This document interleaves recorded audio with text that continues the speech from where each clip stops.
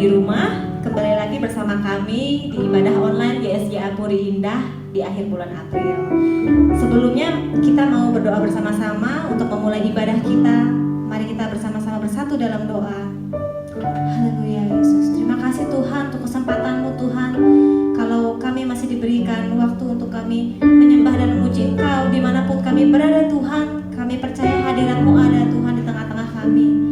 Mari Bapa, biar Engkau yang memulihkan setiap hati kami, Engkau yang menguatkan setiap kami ya Bapa, dan biar kami terus tetap teguh Tuhan. Kami percaya kalau kuasa-Mu ada Tuhan dimanapun kami berada. Di dalam nama-Mu Tuhan, kami siap untuk memulai ibadah kami. Haleluya, amin. Amin. Di sepanjang tahun 2020 ini ada banyak hal yang terjadi di hidup kita Bapak Ibu, dan ada banyak suka, ada banyak duka. Tapi yakinkan satu hal, kalau semua yang terjadi saat ini itu semua untuk kebaikan kita.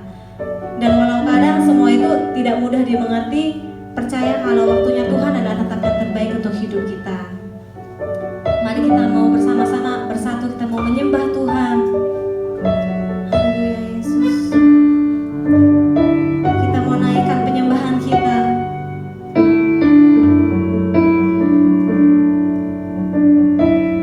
Percaya kalau Tuhan yang sanggup memulihkan hidup kita. Haleluya Yesus.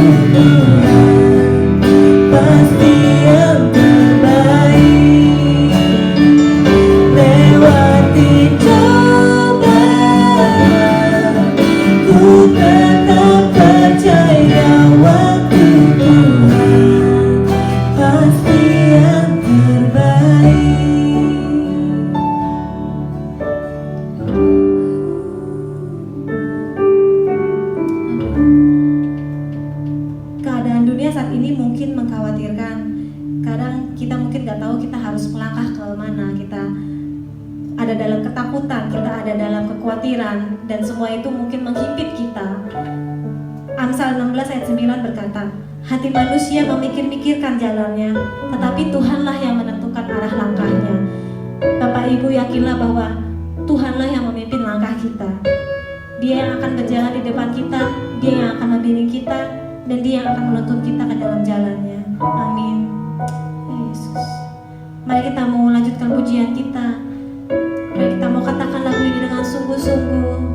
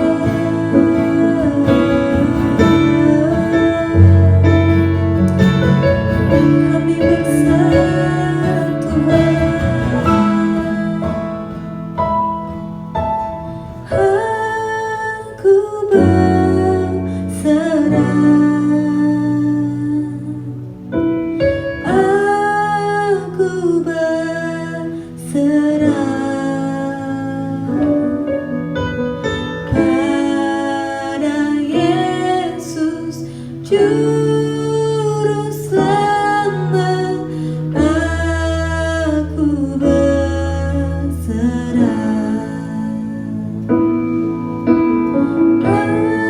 Aku berserah. Aku berserah.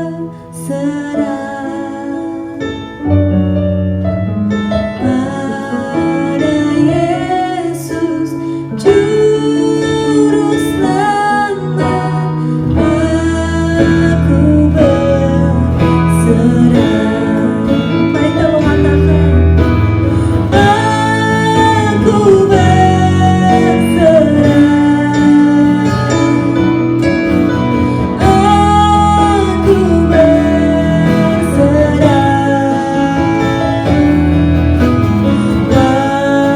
Pada Yesus Juru Selamat, aku berserah.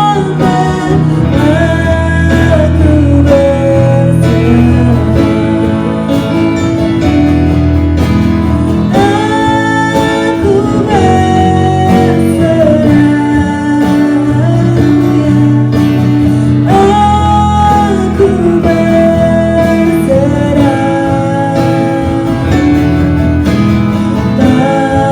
Pada Yesus Juru Selamat, aku berserah.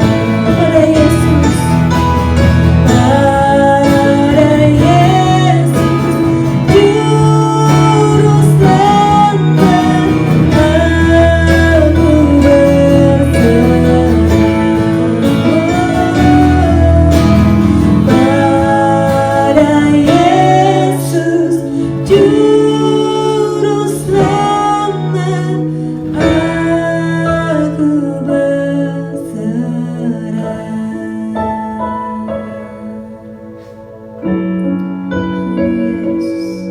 Terima kasih Tuhan buat setiap kebaikan-Mu dalam hidup kami Tuhan.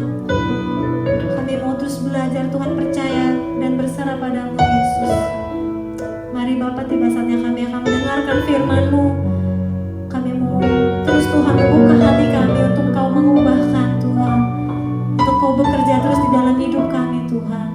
Dan kami akan kembali menjadi pribadi yang baru Tuhan, yang sempurna, yang semakin hari semakin sempurna di hadapan-Mu. Di dalam nama-Mu Yesus kami berdoa dan ucap syukur. Haleluya.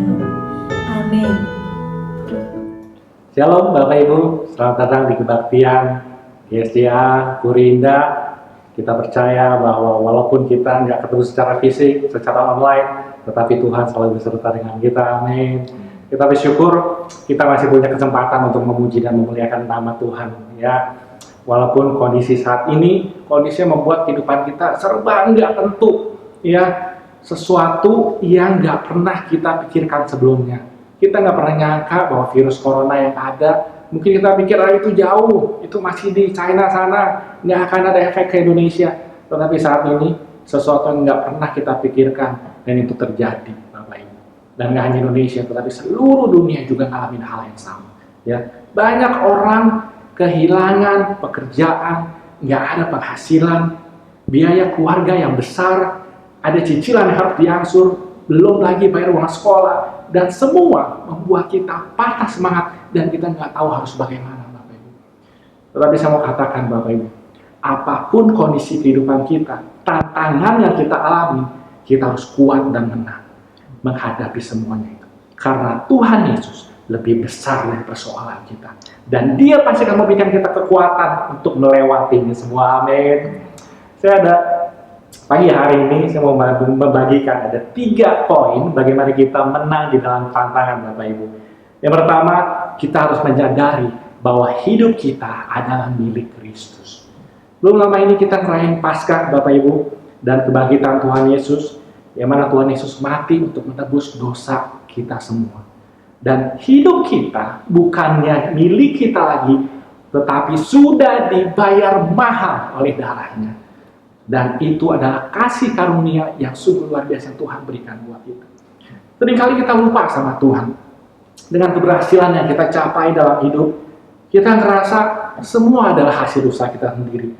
dan hak kita untuk berbuat apa aja dalam kehidupan ini. Tetapi saya mau katakan bahwa semua yang hidup, semua yang ada dalam dunia ini, semua di bawah otoritas Tuhan. Amin.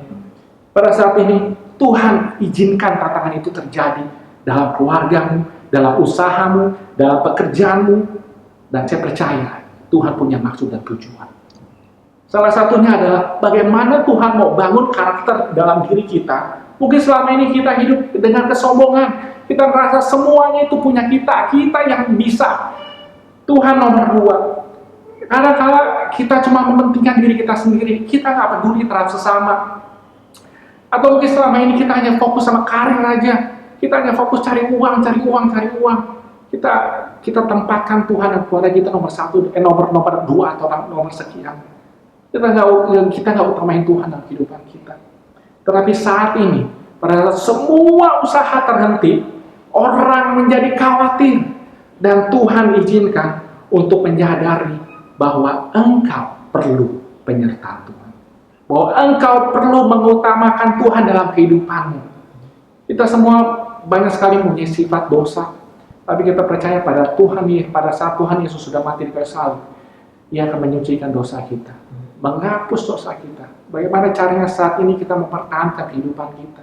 Jangan kita hidup lagi dalam dosa, jangan kita mementingkan diri kita sendiri, tetapi bagaimana kita serahkan semua kehidupan kita kepada Tuhan. Pada saat kita benar-benar menyerahkan kehidupan kita sama Tuhan, Tuhan akan menyertai kehidupan kita. Kita harus ingat bahwa harga yang sudah Tuhan bayar di Kalvari itu sangat berarti. Jadi hidup kita bukan lagi milik kita, tetapi milik Tuhan. Dan biarkanlah Dia melakukan apa yang Dia inginkan dalam kehidupan kita. Amin. Tetap kita percaya bahwa kita menyadari bahwa kehidupan kita ini bukan punya kita lagi. Kita benar-benar serahkan sama Tuhan.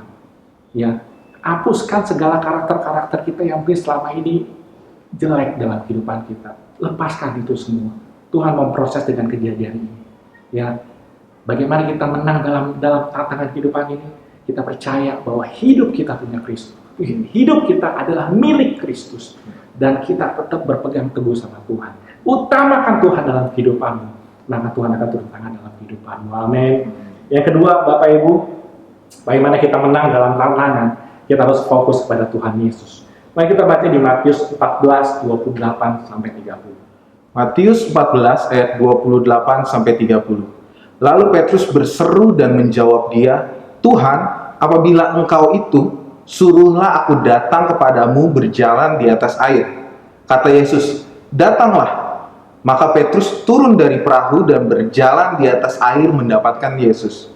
Tetapi ketika dirasanya tiupan angin, takutlah ia dan mulai tenggelam, lalu berteriak, "Tuhan, tolonglah aku." Amin. Ya Bapak Ibu, pada kita mau menang dalam tantangan. Yang kedua, kita harus fokus pada Tuhan Yesus.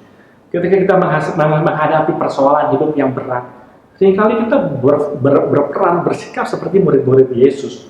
Reaksi pertama kita kadang langsung kita khawatir, takut, dan bimbang. Padahal kita tahu Tuhan Yesus itu sanggup menolong dan memberikan jalan keluar bagi kehidupan kita. Tapi tetap saja, karena kita terpengaruh sama situasi yang ada di sekeliling kita, Bapak Ibu. Akhirnya, mata hati kita tidak lagi tertuju sama Tuhan, melainkan makin tenggelam dan larut dalam masalah. Sehingga kita nggak menyadari kehadiran Tuhan. Padahal kehadiran Tuhan itu tidak jauh, ya, tidak jauh. Dia dekat sama kita. Ya, dalam Roma 10 ayat 8 dikatakan, firman itu dekat kepadamu, yakni di dalam mulutmu dan di dalam hatimu. Tuhan Yesus dekat sama kita, Bapak Ibu. Ya, pada saat Petrus dia menyadari bahwa pada saat dia mau tenggelam, dia panggil Tuhan Yesus. Itu menandakan bahwa sebenarnya Petrus percaya sama Tuhan Yesus, bahwa dia satu-satunya penolong dalam kehidupan kita. Tapi kadang-kala kita seringkali kita kalah karena melihat situasi di sekeliling kita yang begitu luar biasa. Ya, di dalam keadaan bukan hanya saat sukar atau pada saat masalah, seharusnya setiap apapun yang kita alami, haruslah mata hati kita tertuju hanya kepada Tuhan Yesus. Amin. Jangan sampai situasi yang ada itu membelokkan iman kita, membelokkan pengharapan kita sama Tuhan. Ketika kita mulai terpengaruh, rasa takut dan rasa bimbang itu menguasai hati dan pikiran kita, sehingga iman dan pengharapan yang ada di kita seolah-olah seperti tidak berfungsi secara efektif, Bapak Ibu. Tetapi sebaliknya, ketika mata rohani kita tetap fokus sama Tuhan, dan kita berpegang penuh sama Tuhan Yesus, kita akan dimampukan oleh Tuhan Yesus untuk berjalan di atas air itu, melewati badai dan gelombang, karena kita terfokus sama Tuhan Yesus. Amin. Jadi yang pertama, Bapak Ibu, tadi untuk kita menang dalam tantangan, kita mesti sadari, hidup kita milik Kristus. Jangan kita hidup sembarangan lagi. Hancurkan karakter-karakter yang jelek. Ubah jadi lebih baik. Kedua, fokus sama Tuhan Yesus. Jangan melihat ini masalah-masalah aja ya dalam lingkungan kita. Tetapi kita percaya bahwa Tuhan Yesus Allah yang besar. Dia akan menyertai kehidupan kita, Bapak Ibu. Dan akan memegang tangan tangan kita. Dan tidak akan membiarkan orang jatuh tergeletak. Yang ketiga, Bapak Ibu, yang terakhir, bagaimana kita menang dalam tantangan, ialah kita tenang dan terima kemenangan. Bagaimana kita tenang dan terima kemenangan. Pada tahun 1800, Bapak Ibu, ada seorang yang bernama Horatio Spafford. Dia seorang pengusaha kaya yang juga seorang pengacara, tetapi dia ngalamin suatu tragedi yang sangat menyedihkan sekali. Pada suatu saat, ia kehilangan istrinya dan juga 4 putrinya sekaligus. Karena pada saat mereka sedang dalam perjalanan di Laut Atlantik, kapal yang ditumpangi oleh istri dan anak-anaknya itu ditabrak oleh kapal lain. Dan saat itu juga langsung semuanya meninggal. Pada saat itu Horatio Spafford langsung menyusul dan mau menjemput jenazah istri dan anak-anaknya. Dan Spafford berlayar menuju ke tempat jenazah istrinya, dan dia melewati tempat di mana kejadian itu terjadi. Dan hatinya begitu hancur, Bapak Ibu. Dan dalam kegalauan dan kesedihannya, Tuhan menaruh sebuah lagu yang indah buat dia, yang sampai saat ini menguatkan banyak orang percaya, yaitu tenanglah jiwa. Bapak Ibu, tidak peduli apa yang menimpa hidup kita, kita harus berkata, tenanglah jiwa. Hidup mungkin membawa kita masuk dalam badai, tetapi berkatakan, tenanglah jiwaku. Atau mungkin rencana-rencana nggak berhasil selama ini, saya udah usaha sana sini, tetapi semua gagal, tapi percaya, tenanglah jiwaku. Atau dokter menyatakan, engkau nggak akan sembuh, engkau nggak akan ngalamin sesuatu, kesehatanmu udah makin buruk, tetapi berkata, karena tenanglah jiwamu. Atau mungkin saat ini engkau ngalamin PHK, atau engkau nggak akan ngalamin usahamu diambang kebangkrutan, tenanglah bersama dengan Tuhan. Kita memang tidak mampu, Bapak Ibu, untuk mengubah keadaan menjadi lebih baik, tetapi tetap tenang jiwa kita. Akui dan katakan kepada Tuhan bahwa saya nggak mampu.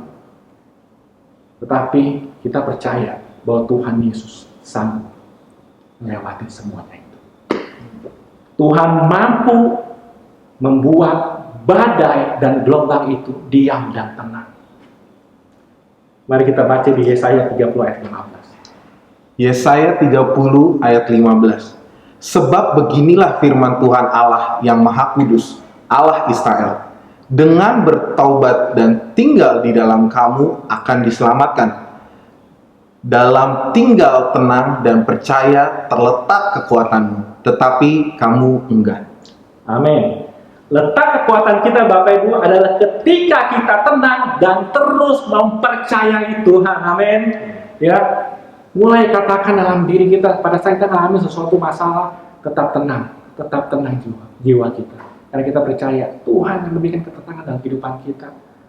Dan dari ketenangan itu, Tuhan baru bisa memberikan kepada kita semua mungkin suatu ide-ide yang baru dalam kehidupan kita. Mungkin kita bingung, aduh mesti ngapain ya, udah nggak bisa apa-apa lagi. Mungkin pada saat engkau tenang, Tuhan kasih ide-ide yang bagus dalam kehidupanmu. Mungkin kau yang pintar masak, kau bisa buat masakan dan kau frozen makanan itu dan kau bisa jual. Atau apapun yang kau bisa, mungkin kau ahli dalam apapun juga, mungkin bermain musik, kau bisa ajarin les dengan online kepada orang lain. Mungkin pada saat ketenangan ini, Tuhan malah memberikan jalan yang terbaik buat kehidupan. Tetap tenang dalam kehidupan. Bapak Ibu, untuk terakhir saya ada sedikit ilustrasi. Suatu saat di suatu tambang di dalam hutan, tambang ini tambang bawah tanah, Bapak Ibu. Ya, ketika para penambang sedang menggali di bawah tanah, tiba-tiba ada aliran listriknya yang selama ini ada tiba-tiba putus, Bapak Ibu. Ya, dan mereka nggak bisa melihat apa-apa, dan kepanikan terjadi di antara mereka semua. Ya, banyak sekali yang dari mereka berusaha menyelamatkan diri dengan berlari. Bahkan mereka akhirnya menabrak dinding terowongan. Ya, mereka berteriak-teriak, berlari ke sana kemari, tetapi usaha mereka gagal. Sampai semuanya ngerasa capek, lelah. Aduh, kita nggak tahu lagi deh bagaimana. Ya, mereka sudah duduk, mereka tidak ada harapan. Tetapi saat satu kali ada satu orang yang katakan, lebih baik kita semua duduk tenang dan berusaha merasakan hembusan angin. Dan kita tahu bahwa angin hanya bisa masuk melalui pintu tambang. Mereka pun duduk dengan tenang. Dan pada awalnya mereka kesulitan untuk merasakan angin itu dan mereka nggak ada rasain apa-apa. Tetapi semakin mereka menenangkan hati mereka dan pikiran mereka, semakin mereka merasakan hembusan angin yang tertiup dari pintu tambang. Akhirnya mereka bisa nemuin jalan keluar. Amin Bapak Ibu. Pada saat kita tinggal tetap tenang, fokus sama Tuhan, nggak ada mustahil di dalam Tuhan. Kita pasti menang di dalam Tuhan. Amin. Ingat sekali lagi bahwa menang bagaimana kita menang dalam tantangan, percaya hidup kita milik Kristus, fokus kepada Tuhan Yesus, jangan kepada masalah. Dan ketiga, tetap tenang dan percaya kita akan terima kemenangan di dalam Tuhan. Terima kasih buat semuanya. Tuhan Yesus memberkati. Shalom, jemaat-jemaat yang saya kasihi, keluarga besar GSJ Apuri. Apa kabarmu? Saya berharap terus kita semua ada dalam keadaan sehat, ada dalam keadaan terus dekat dengan Tuhan, mengucap syukur dan bersuka cita di dalam Tuhan. Sekalipun kondisi yang kita alami masih berada dalam situasi yang tentunya kita semua tidak menginginkan ini. Pesan saya pada minggu ini kepada Bapak Ibu Saudara yang saya kasihi, saya akan ambil pertama dalam Amsal pasalnya yang ketiga, ayatnya yang kelima sampai dengan yang ke-8. Demikian firman Tuhan. Percayalah kepada Tuhan dengan segenap hatimu, dan janganlah bersandar kepada pengertianmu sendiri.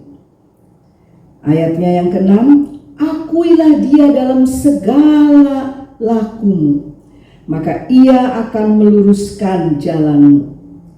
Janganlah engkau menganggap dirimu sendiri bijak, tapi takutlah akan Tuhan dan jauhilah kejahatan.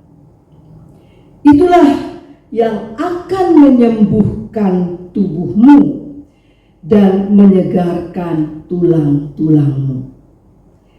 Bapak Ibu Saudara yang dikasihi Tuhan, marilah kita harapkan hal-hal yang besar dari Allah, dan lakukanlah hal-hal yang besar bagi Allah. Kekuatan kita adalah Dia, sandaran kita adalah Dia.